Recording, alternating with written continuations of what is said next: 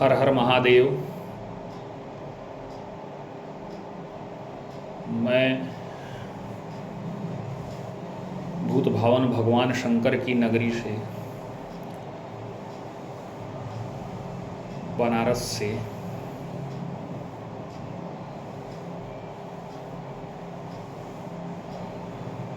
आपका भाई या आपका बड़ा भाई या जो हमसे श्रेष्ठ और उम्र में बड़े हैं,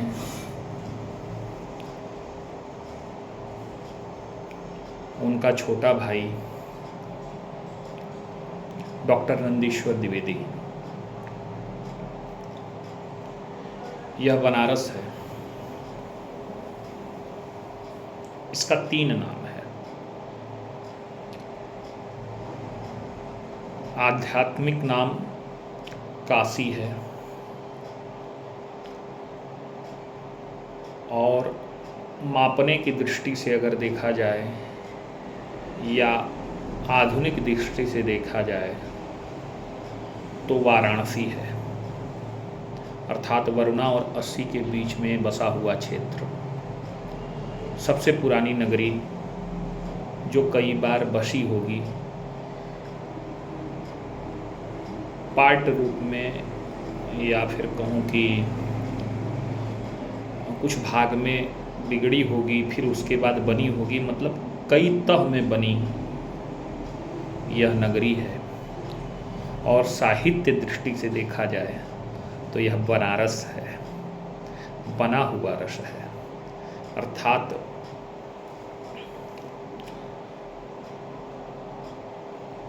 इसका संगीत तथा और भी जो तरह के जो रस हैं उनका क्षरण कभी नहीं होता है। ज्ञान है, ज्ञान का जो रस है उसका भी क्षरण कभी नहीं होता है। हमेशा नई नवेली यह काशी बनारस है। मैं वहाँ से डॉक्टर नंदीश्वर द्विवेदी। आज मैं YouTube पे, फेसबुक पे देख रहा था, स्वनाम धन्य, मतलब अपने आप से अपना नामकरण करके जो ऊंचा बनने वाला व्यक्ति है,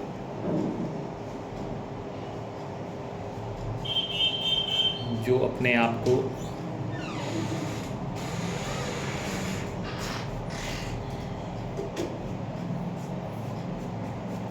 दिव्य कीर्ति कहता है, अर्थात जिसकी कीर्ति और कर्म और कृत्य दिव्य हों, लेकिन जब मैं उनको सुनता हूँ तो वो मुझे पूर्वाग्रह से ग्रसित लगते हैं, या फिर हो सकता है कि सब जानते हुए भी पूर्वाग्रह से ग्रसित न हों, अपने आप को प्रचारित करना चाहते हूँ, मल्टीमीडिया पे प्रचारित करना चाहते हों, दुष्प्रचार से ही वो प्रचार हो वह भी उनको मंजूर है। आज कह रहे थे कि पुजारी ने, पंडितों ने, ब्राह्मणों ने सबको मूर्ख बना के रखा और मोक्ष को ही श्रेष्ठ बताया, पिंडदान का विधान किया और सभी सत्कर्मों का विधान किया, अपने द्वारा पूजा कराया और मोक्ष को श्रेष्ठ बताया।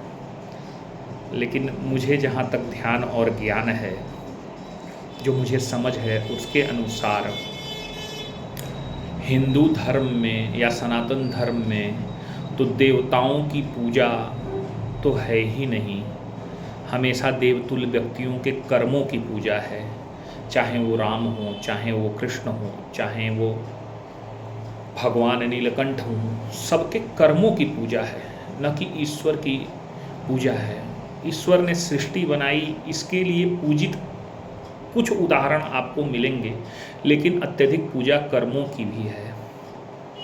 हनुमान चालीसा का जो एक मंत्र वाक्य है वह भी यही है, मन क्रम वचन ध्यान जो लावे, अर्थात मन से, कर्म से और वचन से जो हनुमान जी की तरह ध्यान लावे, अर्थात उनके तरह कर्मों को करे, वही श्रेष्ठ है। मोक्ष को तो श्रेष्ठ कहा गया है, लेकिन केवल मोक्ष को ही प्रधान बताया गया है ऐसा नहीं है। हमारे यहाँ कर्मों को प्रधान बताया है। 4 पुरुषार्थ हैं, अर्थात 4 कर्म हैं, जिसमें से सबसे पहले धर्म, फिर अर्थ, फिर काम, फिर मोक्ष, सबसे अंत में मोक्ष का नंबर आता है। धर्म जो है, मैं बहुत विस्तृत तो नहीं जानता, लेकिन आयुर्वेद में मैंने पढ़ा है, धर्म कहते हैं वह कर्म जिससे इहलोक और परलोक, इस लोक में तथा अगर परलोक को आप मानते हो या न मानते हो, चाहे जो भी हो, तो इहलोक को ही मान लीजिए, जिससे इस लोक और परलोक में सुख की प्राप्ति हो, वही धन है, धर्म है, वही धर्म आपका धन है। वह कर्म जिससे इस लोक और परलोक में सुख की प्राप्ति हो, वही धर्म है। और सुख क्या है? मनुकूल वेदनीयम सुखम, मन के अनुकूल जो परिवर्तन है वही सुख है। और एक और भी सुक्ति है, मुझे याद नहीं आ रही है कि किसके द्वारा कही गई है, और यह कहा गया है कि सकल पदार्थ एहि जग माहि, कर्महीन नर पावत नहीं।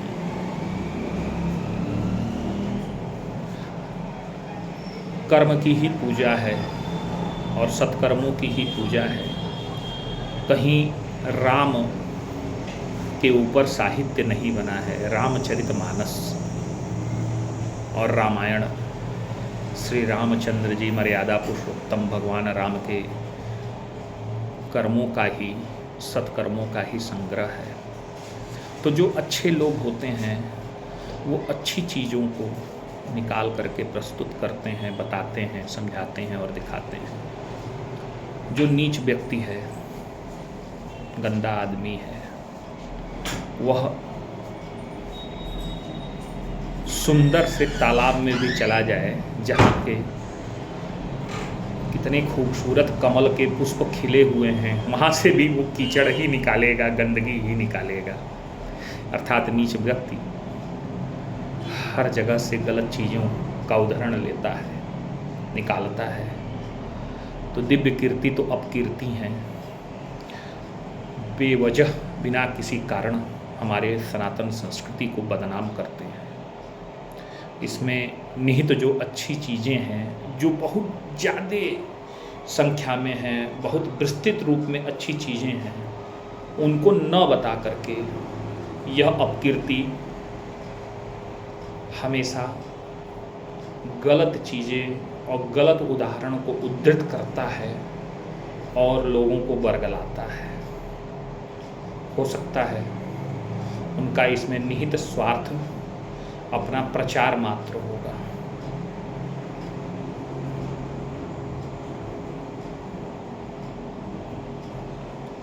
और राम को मानना या शिव को मानना शिव और राम के लिए नहीं है, स्वतः के लिए है। मानिए न मानिए, कोई अंतर नहीं है। हर हर महादेव। यहीं पे मैं अपनी वाणी को विराम देता हूँ।